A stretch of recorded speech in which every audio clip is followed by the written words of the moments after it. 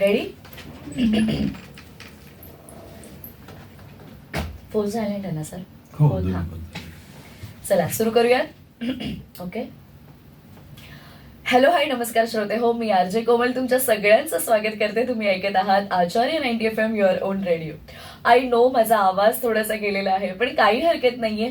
आवाज जरी थोडासा जरी खराब झालेला असला तरी आपला गप्पांचा सिलसिला जो आहे तो कधीच थांबणार नाही, कारण आम्ही आचार्य 90 FM वरती नेहमीच सुंदर छान मनमुराद गाण्यांचा आणि विविध अशा माहितीपर अशा कार्यक्रमांचा आस्वाद जो आहे तो तुम्ही नेहमीच घेत असता.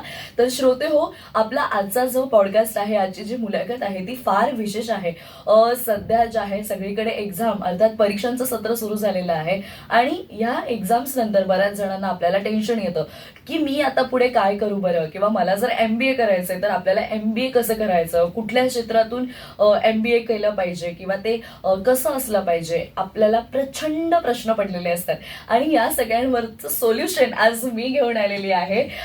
तर श्रोते हो, आज आपल्यासोबत आपल्या मुलाखतीमध्ये जोडले गेलेले आहेत विष्णू चौरे सर. गेली 20 वर्ष MBAचं ऍडमिशन ते मुलांचं करत आहेत. त्याचबरोबर MBA जर एखाद्याला करायचं आहे तर त्याला योग्य पद्धतीने गायडन्स मिळणं फार गरजेचं असतं आणि अशा सगळ्या मुलांचं समुपदेशन करण्याचं काम सुद्धा सर गेली 20 वर्ष करत आहेत.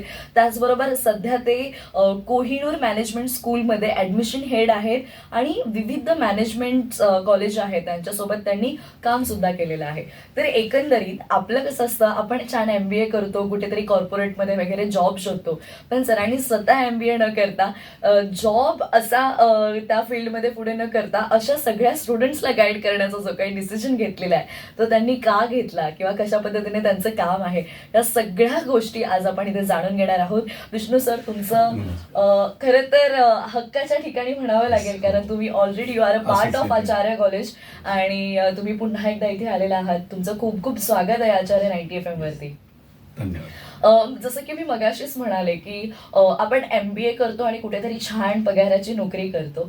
तुम्ही MBA तर केलंच, पण तुम्ही हा डिसिजन का घेतला की मी MBA करणाऱ्या विद्यार्थ्यांना मार्गदर्शन करेन किंवा त्यांचं समुपदेशन करेन किंवा त्यांना गाईड करेन, असा डिसिजन तुम्ही का घेतला? ओके.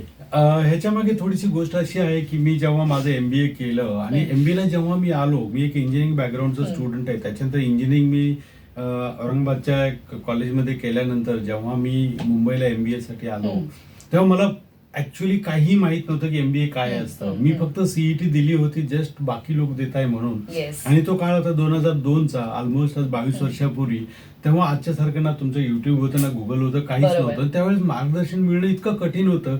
इव्हन मी जेव्हा MBA CETचा फॉर्म भरला आणि परीक्षेला गेलो तेव्हा माझे जे त्यावेळेचे शिक्षक ते म्हणजे काय वेडेपणा लावलाय, काय कुठं MBA करणार आणि कशाला करायचंय, आणि तेव्हा खरंच काही माहिती नव्हतं. बरोबर. पण त्याच्यानंतर जेव्हा मी हे बघितलं की खरीच एक पोकळी आहे तिकडे, आणि मग जेव्हा मी MBA ला आलो, मी वेलिंगकर मधून MBA केलं 2002 ते 4 बॅच मध्ये. मी माझ्या विभागामधून म्हणजे मराठवाडा विभागामधून 3rd होतो CET मधून, आणि त्याच्यामुळे मला 3rd कॉलेज वेलिंगकर, फर्स्ट वाला JB ला गेला, दुसरा CDM ला, तिसरा मी वेलिंगकरला. मग मी तिथे वेलिंगकर मध्ये असतानाच मी काय केलं, काही कॉलेज म्हणजे वेलिंगकर थ्रू काही सेमिनारला त्याला जायचो. तेव्हा कुठे लक्षात आलं की यार ही गरज आहे.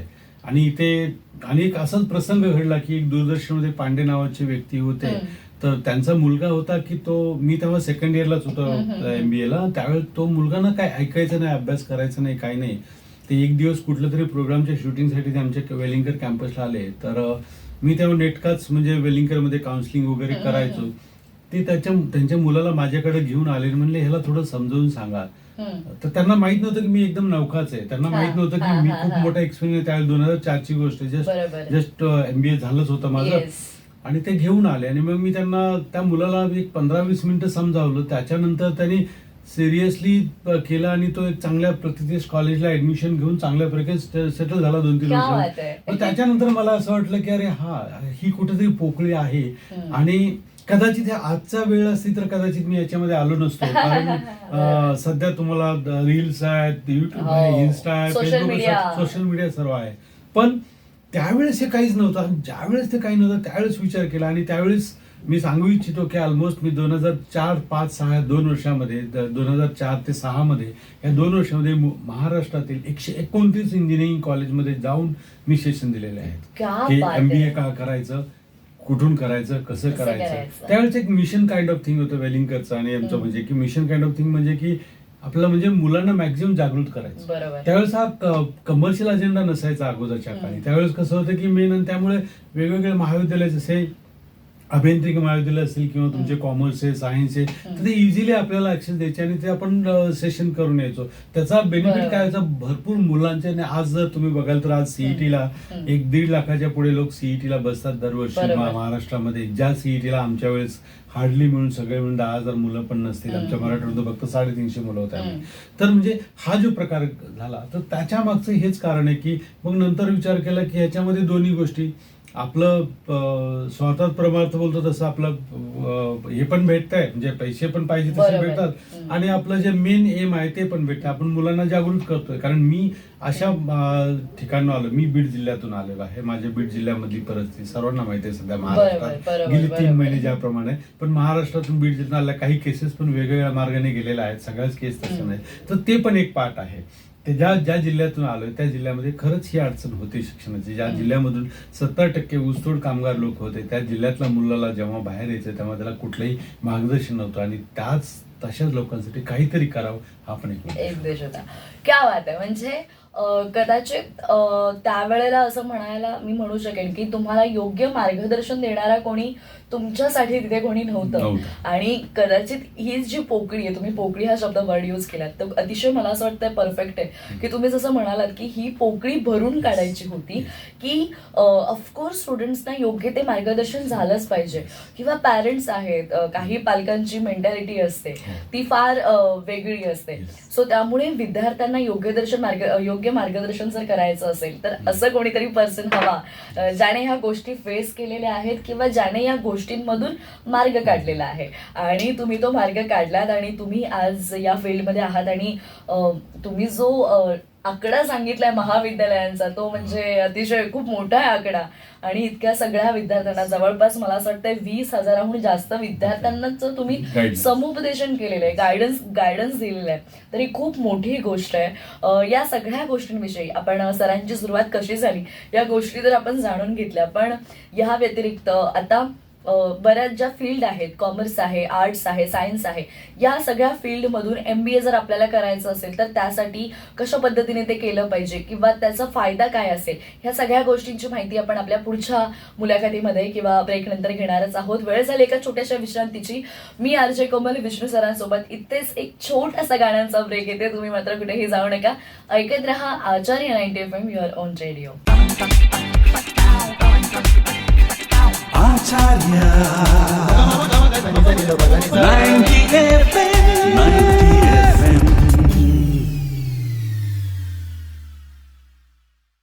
हॅलो हाय नमस्कार श्रोते हो, मी RJ कोमल तुमच्या सगळ्यांचं स्वागत करते. तुम्ही ऐकत आहात आचार्य 90 FM युअर ओन रेडिओ.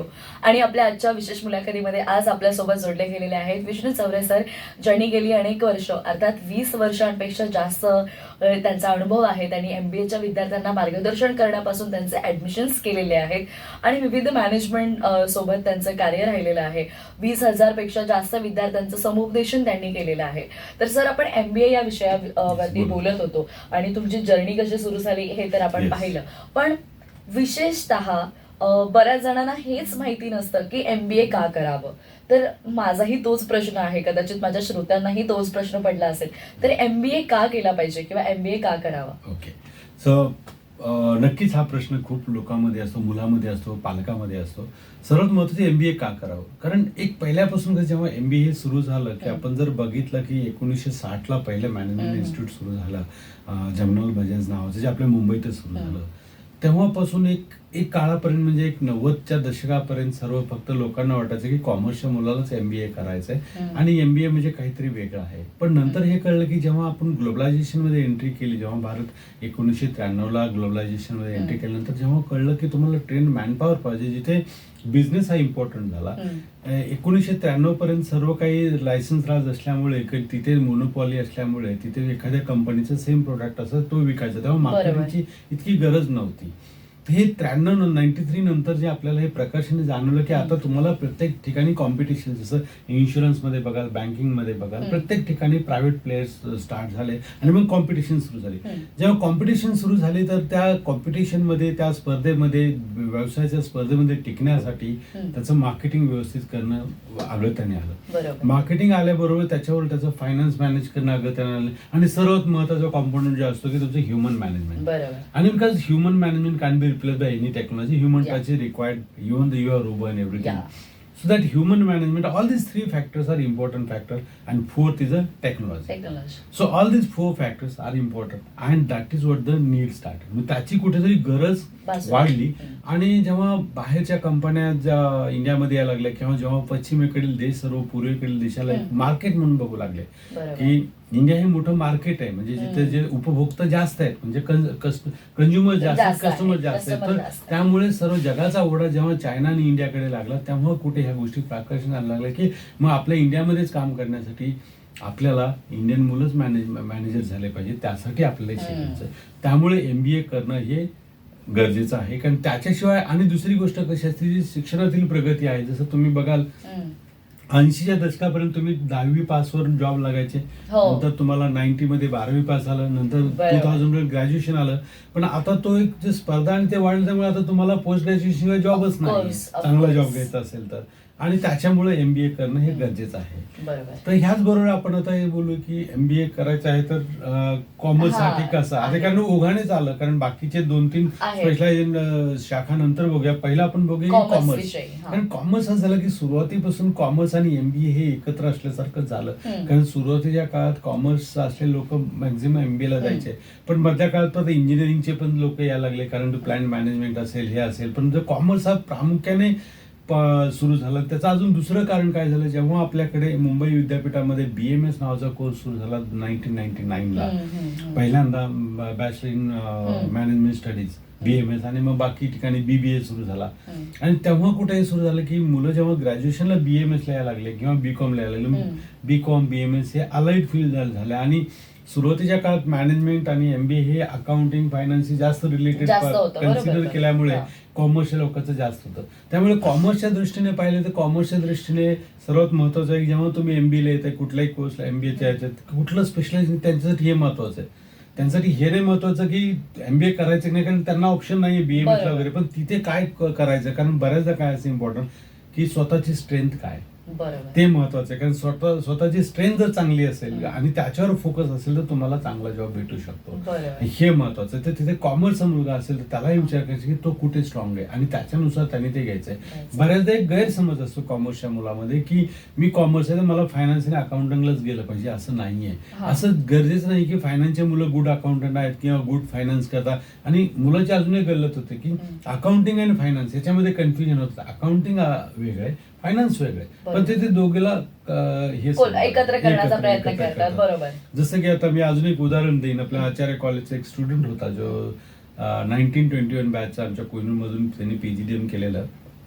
त्या स्टुडंटचं जेव्हा तो आला ते कॉलेजला जॉईन झाला तर तेव्हा त्याला इंग्लिश इतकं जास्त येत नव्हतं, कारण मध्यमवर्गीय आपल्या निम्न मध्यमवर्गीय स्तरातून आल्यामुळे, आणि आपल्याला माहिती आहे जरी इंग्लिश मिडियमला शिकलो तरी आपल्या इंग्लिशची किती हे असतं आणि त्याच्यामध्ये त्याला डिफिकल्टी होती. तेव्हा त्याला आम्ही जे मार्गदर्शन करताना ते सांगितलं की तू फोकस कर तुझ्या स्ट्रेंथ, तुला काय येतं. कारण तू आता जे 15 वर्षात तू इंग्लिश शिकला नाही तर 2 वर्षात नाही शिकू शकणार, ते परफेक्ट नाही होणार. आणि त्याच्यापेक्षा तो अर्धवट राहण्यापेक्षा तू काय कर, अशा ठिकाणी फोकस जिथे तुला इंग्लिश नाही लागणार. त्याने त्याचं एक फील्ड निवडलं ज्याला म्हणू की आपण marketing of paint industry, sales and distribution, जिथे की त्याला माहित होतं की पेंट इंडस्ट्रीमध्ये त्याला पेंटरला इंग्लिश शिकवायची गरज नाही किंवा त्याला कुठल्याही बिल्डरला जाऊन इंग्लिशमध्ये बोलायची गरज नाही, पण त्याला जर सेल्स टेक्निक, त्याचं सप्लाय चेन डिस्ट्रीब्युशन कळलं तर होईल.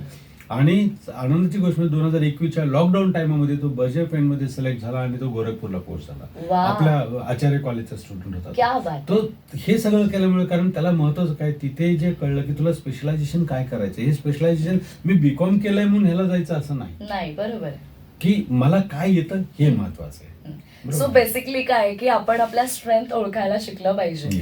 आणि तुम्ही ज्या पद्धतीने गाईड करताय त्यामुळे कदाचित हेच ना, आता त्या विद्यार्थ्याला एक योग्य वेळेला मार्गदर्शन ते मिळालं की जे नाहीये त्याच्या मागे धावण्यापेक्षा जे आहे त्याच्यासोबत पुढे गेलेलं केव्हाही चांगलं.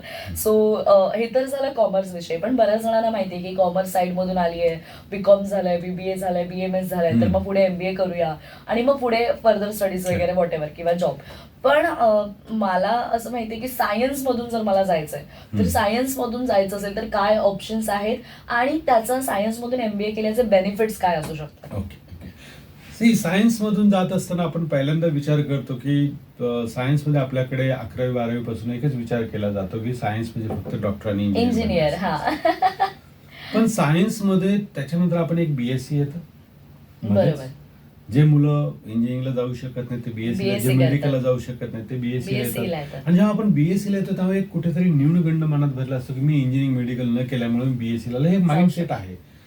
हे आपल्या प्रत्येक मध्यमवर्गीय असेल, उच्च मध्यमवर्गीय असेल किंवा निम्न मध्यमवर्गीय असेल, सर्वांच्या पालकांचं जेव्हा मुलगा 7वी, 8वी, 9वीला असतो तेव्हा तो डॉक्टर किंवा इंजिनियर व्हा हे ध्येय असतं.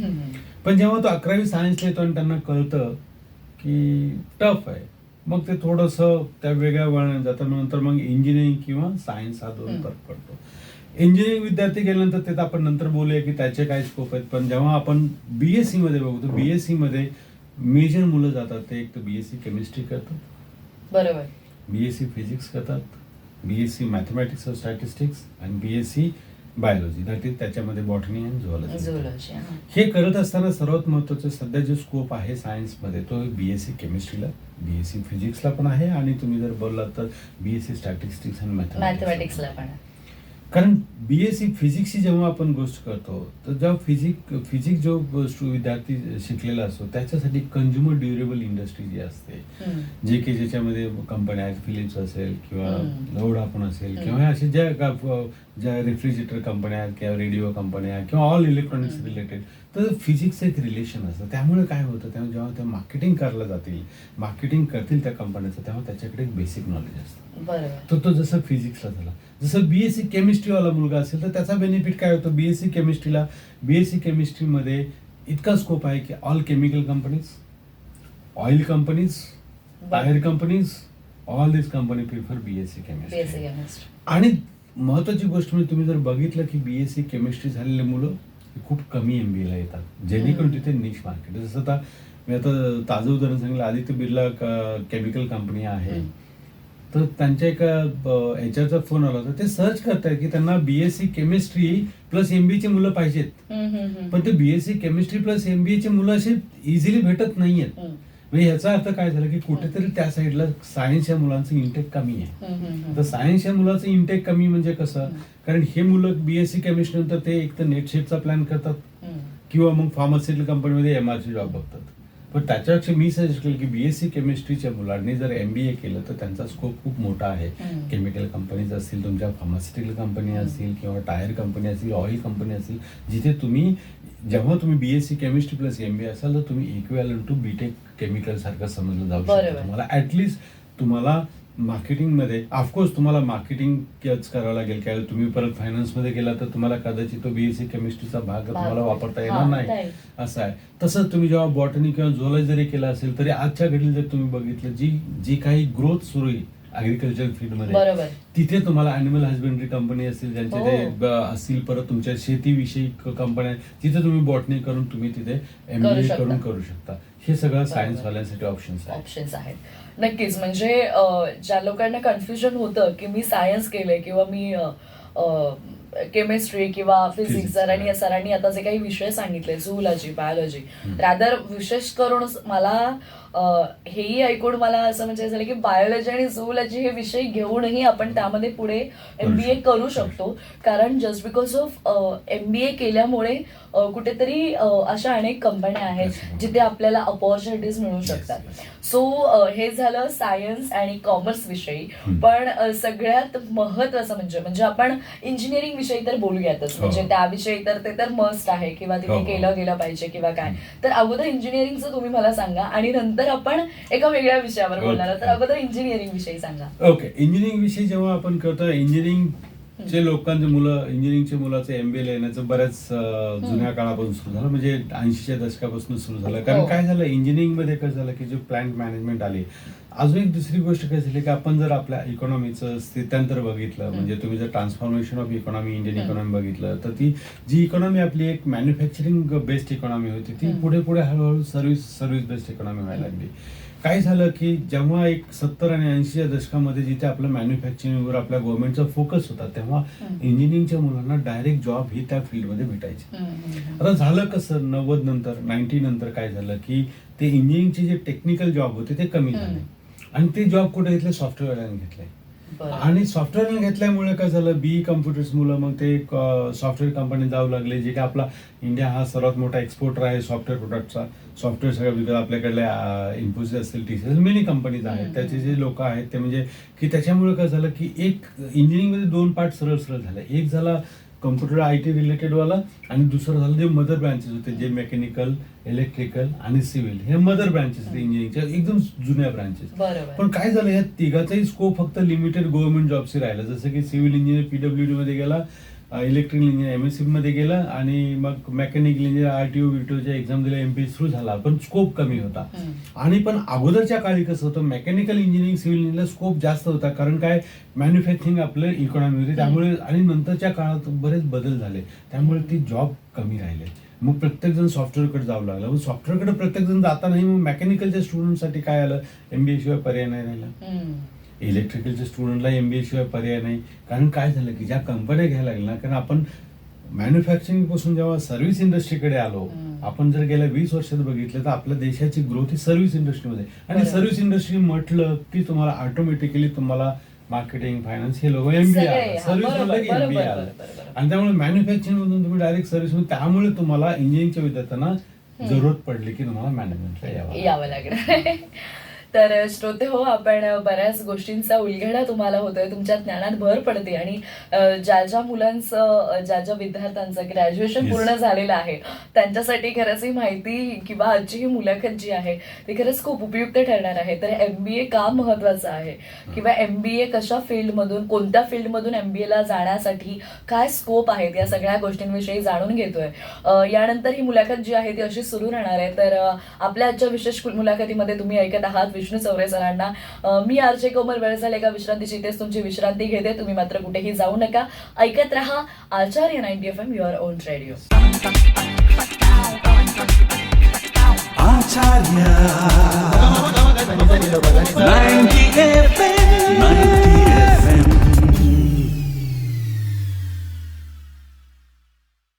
हॅलो, हाय, नमस्कार श्रोते हो, मी RJ कोमल तुमच्या सगळ्यांचं स्वागत करते. तुम्ही ऐकत आहात आचार्य 90 FM युअर ओन रेडिओ. आणि आपली आजची विशेष मुलाखत विष्णू चौरे सरांसोबत सुरू आहे, ज्यामध्ये आपण MBA विषयी बऱ्याच गोष्टी जाणून घेत आहोत. MBA करणं का गरजेचं आहे, का महत्वाचं आहे, किंवा सायन्स, कॉमर्स, इंजिनिअरिंग या बॅकग्राऊंड मधून आल्यानंतर MBA करण्याला काय स्कोप आहे, या सगळ्या गोष्टी जाणून घेतल्या. पण आर्ट्स मधून सुद्धा आपण MBA करू शकतो. आर्ट्स जर मी फील्ड निवडलेला आहे, बऱ्याच वेळेला आर्ट्स म्हटलं की हिला अभ्यास जमत नाही, त्याला अभ्यास जमत नाही, म्हणून आर्ट्सला जा, असं बऱ्याच वेळेला आपल्याला फॅमिलीकडून प्रेशर येतं किंवा सांगितलं जातं. तर असं नाहीये, आपण आर्ट्स करून सुद्धा बऱ्याच गोष्टी आहेत त्या अचीव्ह करू शकतो. तर आर्ट्स मधून सुद्धा आपण MBA करू शकतो. तर सर, आता मला मी तुमच्याकडेच येईल. खरं तर मला बिहाइंड कॅमेरा तुम्ही ही गोष्ट सांगितलीत की आर्ट्स मधून सुद्धा MBA ला स्कोप आहे. तर तो स्कोप कसा आहे आणि त्याचा कशा पद्धतीने फायदा होऊ शकतो? हा सर्वात इम्पॉर्टंट प्रश्न आहे आणि सर्वात महत्वाची गोष्ट म्हणजे आर्ट्सच्या मुलांनाच माहित नाही की मी काय करू शकतो. कारण काय झालंय, आर्ट्स मध्ये म्हणजे आपल्याकडे मी जसं तुम्हाला सांगितलं, सायन्स, कॉमर्स दोघांना थोडंसं. आणि अजून एक तुम्हाला सांगेल, ऍक्च्युली आपल्याकडे सिस्टम कशी आहे ती पण सांगतो मला. कारण 11वी 12वी सायन्स केल्यानंतर तुम्ही काय आर्ट्सला आणि कॉमर्सला जाऊ शकता. तुम्ही 11वी कॉमर्स केल्यावर आर्ट्सला जाऊ शकता, सायन्सला नाही. आणि तुम्ही जर 11वी आर्ट्स केलं तर तुम्हाला आर्ट्सलाच राहावं लागतं, तुम्ही सायन्स कॉमर्सला जाऊ शकत. त्यामुळे सुरुवातीपासून कसं की ज्याला काही जमत नाही, ज्याला गणित जमत नाही तो आर्ट्सला गेला, ज्याला इंग्लिश नाही तो आर्ट्सला गेला, ज्याला कुठलंही ज्ञान नाही, असं एक माइंडसेट झाला. पण मला यामधून हे सांगायचं की आर्ट्स साठी खूप चांगला स्कोप आहे. कसा? स्कोप कसा आहे की पहिलं बघा, मी एक एक तुम्हाला सब्जेक्ट सांगेल आर्ट्सचा. जसं आर्ट्समध्ये पहिला सब्जेक्ट आपल्या डोक्यात येतो, स्टार्टिंगचा सब्जेक्ट येतो तो आर्ट्स BA इकॉनॉमिक्स. बरोबर. समजा BA इकॉनॉमिक्स जेव्हा करतो तेव्हा तुम्ही हे लक्षात घ्या की मॅक्झिमम जे अर्थतज्ञ आहेत सध्याचे टॉपचे ते सगळे BA आणि MA इकॉनॉमिक्स आहेत. पण आपण हे विसरतो की मनमोहन सिंग सारखे पण MA इकॉनॉमिक्स झाले. आजच्या निर्मला सीतारामन अर्थमंत्री त्या पण MA इकॉनॉमिक्स आहे. तर MA BA इकॉनॉमिक्स हे आपण विसरून जातो आर्ट्सच्या, कारण मेन सर्वांचा जो फोकस आहे अगेन लक्षात घ्या की फायनान्स वेगळा, अकाउंटिंग वेगळं आणि इकॉनॉमिस्ट वेगळा. इकॉनॉमिक्स हे कम्प्लिटली वेगळं आहे. बऱ्याचदा आपण त्याची जोड घालतो की अकाउंट, फायनान्स, इकॉनॉमी सगळं एकच आहे, पण नाही, ह्याच्यात डिफरन्स आहे. तर जर BA इकॉनॉमिक्स केलं तर तुम्हाला खूप स्कोप आहे स्टुडंटला, विद्यार्थ्याला. त्या विद्यार्थ्याला व्हेरियस बँक्स असतील ॲज अ इकॉनॉमिस्ट म्हणून, व्हेरियस आता तर न्यूज चॅनल्स आहेत, न्यूज पेपर्स हो. आहेत तिकडे पण, आणि सर्वात जास्त महत्व म्हणजे जे इकॉनॉमिक प्रिडिक्शन करण्यासाठी ज्या काही व्हेरियस संस्था आहेत त्यांच्यासाठी लागतात, जे इकॉनॉमिक रिसर्च करतात त्यांच्यासाठी BA economics is the most important आहे. BA economics is the highest thing. अगर तुम्ही जर बोलला तर BA इकॉनॉमिक्सच्या मुलांना चांगल्यापैकी जॉब भेटू शकतो BA इकॉनॉमिक्सच्या मुलांना. पण त्याच्यात अजून एक सांगतो, BA इकॉनॉमिक्स हे खरोखर त्या मुलांनी तसं तितक्याच तन्मयतेने केलं पाहिजे जितकं आपण सायन्स कॉमर्स करतो. आपण तरी फक्त ऍडमिशन घेतलं आणि परीक्षेला गेला तर काही होणार नाही, बरोबर, हे महत्वाचं आहे. त्याच्यानंतर दुसरा सब्जेक्ट येतो psychology, BA psychology. Again BA psychology is more important for the HR specialisation. आजच्या घडीला जर तुम्ही बघितलं, जे चांगले HRचे सिनियर लोक आहेत ते सगळे सायकोलॉजी बॅकग्राऊंड आणि MBA HR करून ते तिथे गेलेले आहेत. त्यामुळे तुम्ही कुठल्याही आर्ट, सायन्स, सायन्सवाले, कॉमर्सवाले, इंजिनिअरिंगवाले स्टुडंट HR करणं आणि BA सायकोलॉजी HR करणं याच्यामध्ये खूप डिफरन्स आहे. तर BA सायकोलॉजीचा HR जो आहे तो एकदम स्ट्रॉंग आहे, त्याच्याकडे पण आपण लक्ष देत नाही. तिसरा पार्ट सर्वात मोठा इम्पॉर्टंट म्हणजे तुमचा आला हिस्ट्री. बरोबर. आणि त्याच्यानंतर आला तुमचा मोठा पार्ट हिस्ट्री आणि पॉलिटिकल सायन्स. हे दोन्ही जवळजवळचे सब्जेक्ट आहेत. एक पॉलिटिकल सायन्स हा रिसेंट वाला आणि कनेक्शन आहे. तर ह्या बऱ्याचदा लोकांच्या डोक्यात की ह्या सब्जेक्ट नंतर काय, ह्या सब्जेक्ट नंतर सध्या जे स्कोप झाला आहे, तुम्हाला जर माहित असेल भारत देशामध्ये हमेशा निवडणुका होतात, काही ना काही सुरू असतं आणि भरमसाठ चॅनल्स, भरमसाठ वृत्तपत्रे आणि भरमसाठ तुमचे सर्वे, आणि त्या सर्वेवर बोलण्यासाठी तुम्हाला चांगले विशेषज्ञ पाहिजेत किंवा ते सर्वे करणारे लोक पाहिजेत ज्याला पॉलिटिकल सायन्स बॅकग्राऊंड म्हणजे पॉलिटिकल नॉलेज आहे प्लस म्हणजे हिस्ट्रीचं नॉलेज आहे. कारण जेव्हा तुम्हाला कुठलेही असे काही मदत करायची किंवा कुठल्याही पॉलिटिकल पार्टीवर सपोर्ट करायचा आहे, काही करायचं असेल तर तुम्हाला असा माणूस लागतो ज्याला हे सगळे संदर्भ माहित आहे, संदर्भ आहेत, इतिहासाचे संदर्भ द्यावे लागतात आणि परत करंट. आणि सध्या मी तुम्हाला सांगेल की बऱ्याच सर्वे कंपनीज आहेत त्यांना BA history, political science plus MBA असलेल्या मुलांना सर्वेअर म्हणून किंवा सर्वे कॅल्क्युलेट करण्यासाठी किंवा ह्या गोष्टीसाठी खूप चांगले अपॉर्च्युनिटीज आले. हे कदाचित बऱ्याच लोकांना म्हणजे अजूनही डोक्यातही नाही की आपलं काही काम असू शकतं पॉलिटिकल सायन्स नंतर, मी फक्त नेट सेट देऊन हे करत असं नाही. त्यांच्यासाठी खूप खूप खूप नवीन स्कोप आहे. ॲडिशनली कंटेंट रायटिंग पण असेल, हिस्ट्री विषयीचे कंटेंट रायटिंग असेल आणि आजच्या सोशल मीडियाच्या जगामध्ये तुम्हाला जर तुम्हाला पॉलिटिकल बॅकग्राऊंड असेल किंवा तुम्हाला एक हिस्ट्रीचं बॅकग्राऊंड असेल तर तुम्ही ते रायटिंग मध्ये बरंच इम्प्रूव्ह करू शकता. नंतरची ब्रँच आली तुमची BA इंग्लिश लिटरेचर. जसं मी बोललो, जेव्हा आपण लिटरेचरची गोष्ट करतो त्यामुळे सध्याच्या जमान्यात again social media, content writing खूप आणि इंग्लिश लिटरेचर. आणि जितका न्याय BA इंग्लिशवाला देऊ शकतो कंटेंट रायटिंगला तितका कॉमर्सवाला, सायन्सवाला नाही देऊ शकतो. कारण सायन्सची इंग्लिश ही वेगळी असते, कॉमर्सची कामचलाऊ असते, म्हणजे ते डीप मध्ये नसतात. पण तुम्हाला जेव्हा कंटेंट रायटिंग करायचंय जिथे तुमच्या ग्रॅमॅटिकल याचा फरक पडणार आहे तर तिथे तुम्हाला इंग्लिश. जसा हा झाला. अजून एक BAचं जे आहे आपण ज्याला याच्यात बोलतो इम्पॉर्टंटली म्हणजे हे जे बाकी स्पेशलायझेशन झाल्यानंतर जे जनरल BA करतो, जॉग्राफी काय, जॉग्राफी घेतल्यानंतर आपण जॉग्राफीवाल्याचं बघूया. आज जितके आर्किओलॉजिकल सर्वेज आहेत, ASIs आहेत किंवा वेगवेगळ्या कंपन्या ह्याच्यावर काम करतात आणि अजून विशेष म्हणजे अंतराळ, भौगोलिक भरपूर काही सुरू आहे. तर त्याच्यामध्ये तुम्हाला जॉग्राफीची गरज आहे. त्यामुळे माझं सजेशन असेल की आर्ट्सच्या मुलांना तुम्ही बिलकुल विचार करू नका की मला MBA आहे की नाही. मी तर सांगेल की सर्वात जास्त निश मार्केट फक्त आर्ट्ससाठी आर्ट्समधून अगर तुम्ही या कुठल्याही स्पेशलायझेशन ग्रॅज्युएशन करून जर तुम्ही MBA ला आलात तर तुम्हाला नक्कीच बाकीच्या पेक्षा चांगला पगार भेटू शकतो आणि तुमचं करिअर चांगलं होऊ होऊ शकतं. शकतं. हे मी तुम्हाला ऍश्युरन्स देऊ शकतो. मुळात काय वाटतं मला सर, म्हणजे आपण लोकांमध्ये ना काही माइंडसेट झालेला हा. आहे की हे केल्यानंतर हेच इथे जॉब होतं. मिळणार, Yes. किंवा मी सायन्स केलं तर मी इंजिनियर बनणार, मी डॉक्टर बनणार, किंवा मी कॉमर्स मधून गेलोय मी CA बनणार. सीए बनणार किंवा हे. सो पर्टिक्युलर गोष्टी ज्या आहेत ना त्याच लोकांच्या मनात घर करून आहेत. म्हणजे आज तुम्ही लिटरली प्रत्येक फील्ड मधून पुढे आल्यानंतर किंवा हो. त्या फील्ड मधून करिअर केल्यानंतर हो. या प्रकारचे पण जॉब मार्केटमध्ये आहेत. सो मुळात हीच गोष्ट आज तुम्ही इथे उघडकीस आणली आणि इतक्या साऱ्या जॉब ऑपॉर्च्युनिटीज आहेत आणि तरीही मग लोक म्हणतात की सध्या जॉब मिळणं Job कठीण मिळणं झालंय किंवा जॉब मिळत नाहीये. कारण मला असं वाटतं की या गोष्टींचा अवेअरनेस कुठे नाहीये किंवा Yes. इतक्या पद्धतीने नाहीये Yes, correct. जितक्या पद्धतीने तो व्हायला व्हायला पाहिजे. पाहिजे. आणि त्याच पद्धतीने तुम्ही आज कॉलेजमध्येही आलात, Yes. कॉलेजमधल्या विद्यार्थ्यांनाही गाईड Guide, केलं. yes, ma'am. त्यामुळे मला असं वाटतं की कुठेतरी आता सध्या हे एक्झाम आता सुरू आहेत. हो. आपण आपल्या अकॅडमिक इयरच्या एंडकडे Endकडे, शेवटाच्या बरोबर. पार्टकडे आलेलो आहोत आणि त्यावेळेला योग्य मार्गदर्शन मिळणं हे खूप Yes. महत्वाचं आहे. आणि तुम्ही हे मार्गदर्शन आमच्या विद्यार्थ्यांना केलं, आचार्य 90 FM चे आमचे जे श्रोते आहेत त्या श्रोते वर्गांना केलेत. त्यामुळे मी तुमची खूप खूप आभारी आहे. खरं तर हा विषय बराच मोठा आहे. आपण पुन्हा एकदा सरांना नक्की बोलू आणि याविषयी अजून बऱ्याच गोष्टी जाणून घेण्याचा प्रयत्न करू. तर श्रोते हो, आपल्या आजच्या या विशेष मुलाखतीमध्ये आज आपल्यासोबत जोडले गेले होते विष्णू चौरे सर, ज्यांच्याकडून आपण MBA विषयी बऱ्याच गोष्टी जाणून घेतल्या. MBA का महत्वाचं आहे, त्याचं पुढे जाऊन काय स्कोप आहेत किंवा वेगवेगळ्या साईडमधून अर्थात सायन्स, कॉमर्स आणि इंजिनिअरिंग आणि अर्थात आर्ट्स, तर हे सगळं करून आपल्याला MBA केल्यानंतर आपल्याला कशा पद्धतीने जॉब ऑपॉर्च्युनिटीज मिळू शकतात, या सगळ्या गोष्टी आहेत त्या सरांनी आज इथे आपल्यासमोर आपल्याला सांगितल्या. आणि नक्कीच आपल्या ज्ञानात 100 नाही 200% ही भर पडलेलीच असेल. तर ही आजची विशेष मुलाखत तुम्हाला कशी वाटली या प्रतिक्रिया आम्हाला नक्की कळवा. त्यासाठी आमचा संपर्क क्रमांक आहे 9167993399.